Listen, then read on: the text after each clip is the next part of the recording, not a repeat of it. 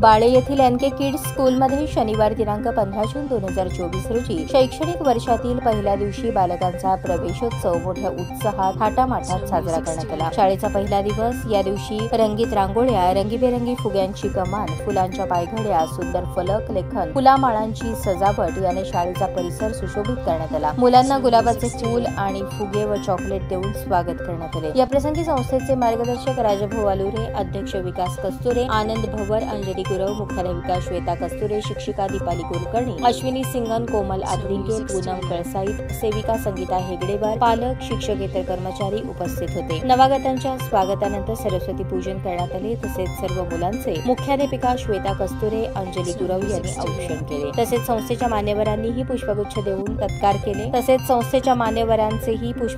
सत्कार करण्यात आले। सर्व बालकांना खाऊ देऊन कार्यक्रमाचा समारोप करण्यात आला।